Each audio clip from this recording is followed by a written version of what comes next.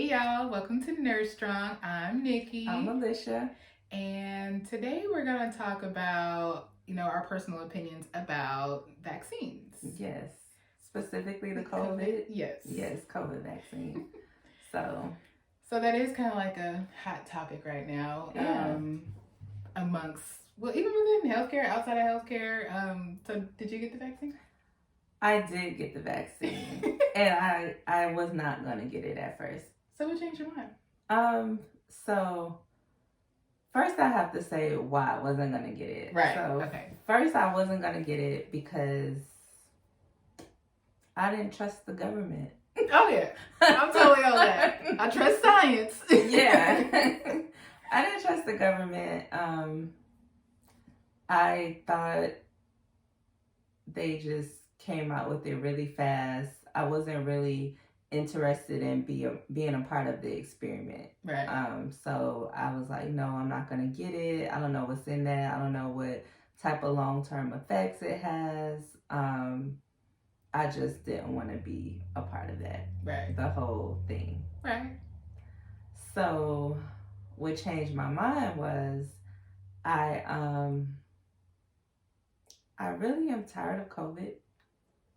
Truly tired of COVID. You reached your max. Yes, I reached my max. And I thought about, we've been here before. When I mean the world has seen a pandemic before, maybe not COVID, and they have had to make a vaccine before. Wasn't that like the H1N1? Is that the last one? Girl, I don't know. That was something. But I mean, just like in history, like polio, right? Like all the things we pump our kids with. And that's what I said. I said, I don't know what's in this vaccine I pump my kid with. And I'm a nurse, know? And so I was like, okay, I do not trust the government. I don't even really trust some of these people that healthcare has relied on. I don't want to say any names of companies. But I do think science is very advanced, and I feel like, in the past when there have been pandemics and diseases and they had to come out with vaccines, we see evidence of them working. Right. And so I decided to be a part of the experiment. And the reason I say that is because I don't disagree with people who don't want to get it. Right. I feel like at this point, people have to do it to see if it's going to work. Right. And so I decided to just be one of those people. So I've had COVID before. Right. And so I was like, I'll try it. But some of the questions that I had, like for instance, I was a little skeptical about the mRNA technology, and I researched that, and I realized that this is not the first time that the mRNA technology has been used in a vaccine. Right. So that made me feel more comfortable that it wasn't just a brand new thing that they're just pumping into us. As far as the whole conspiracy about them chipping us and tracking us, maybe they are, but I'm like, hey, you could track the hell out of me on my phone. I think we're already being tracked. If we already being tracked. Technology. Yes. We're already being tracked. So I did decide to be a part of the experiment, basically. Okay. So since you got it, did you have any adverse reactions or side effects? No, the first time I got the first shot, my arm was very sore. So my arm was sore and that was it. And I had a little headache.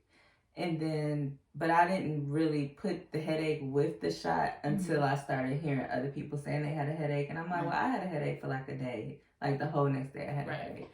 And then my second shot, I had heard about people getting sick. So I took some Tylenol after I did my shot. And so the next day, I just felt like I was getting a cold. Like, you know how you feel when you get a cold? You feel really tired and fatigued, and my nose is kind of itchy. I just felt like I was getting a cold. And then that lasted for like a day. And then maybe a couple of days after that, my arm was itching real bad. The whole arm or just like the top part of my arm. And after that, that was it. So I took Tylenol a couple times and I felt okay. Do you think having COVID made you want the vaccine even more because you did have COVID? Yeah. Because I wasn't sure. I knew someone who had COVID twice. And I just didn't want to go through it again. And really, when I first had COVID, I was working in the heart failure clinic. So I wasn't directly working with COVID patients. Like, with my position, I would go into the hospital and see patients. And if they had COVID, I wasn't required to go in the room. Right. But then when the numbers spiked up, again, I got redeployed and had to start doing the antibody infusions. Right. And I'm seeing all these people, and then I'm checking on my patients and they're dying. And I was like, okay. I just felt like I wanted to try to at least be a part of the solution. And like I said, I'm not saying that people who don't have the vaccine are not part of the solution. Right. It's just, I just made a decision like, okay, I'm going to try. I'm going to see. Right. And actually, everybody in my clinic, we all felt the same about not getting it. And so we all like linked up and we went and got it together. So I had some support there. Cool. So that's cool. Yeah. Well, I decided not to get the vaccine. Right. And it's crazy because in the office, like, it was split. Like, half did and half didn't. So, but kind of like for the reasons you said, like, didn't trust the government. The people that were telling us that we should get it still didn't trust it. I mean, I believe in science. I did the same research and everything. And for those who wanted to get it, I'm like, great. But like you said, I just didn't want to be a part of that trial. I'm like, okay, yeah, I believe some people do need, I mean, it needs to happen so we can get rid of it. People are getting it. But I don't know the long-term effects, what's going to happen. And then I felt what I'm doing so far, I'm not going to I haven't had COVID. Maybe I did and just didn't know it, but because we was together when I got it, and she didn't get it. We was straight up together. Right. So I was like, I'm like, you need to go get tested. You could have gave it to me. So I'm still running around feeling good, like I don't feel nothing. Like maybe I was one of them like super spreaders and didn't even know it. But is that crazy? Right. Well, except when I was around you. But, yes. But it is crazy. But yeah, you had it, then your daughter had it, and I was still like, I'm feeling good. Yeah. So, but I just felt like when I'm at work or out, like I was wearing the mask, staying 6 feet away, wasn't going out, like I was doing what I needed to do as far as what they were saying to not get it or whatever. And so far as I know, that's the work. And so I just felt like I have time, and when I'm ready to get it, I'm not saying I'm never gonna get it. My mind might change later on down the line, but for right now, for me, I chose not to get it. Right. So. And see, like what you said, you chose not to get it, which I feel like at this point, like even when I tell my patients, it's a personal choice. It's not a right or wrong at this point. But you still do things like put on your mask, stay 6 feet away, because you know that at least the disease is real. Right. The only problem I have is people who act like the disease itself is not real. Yes.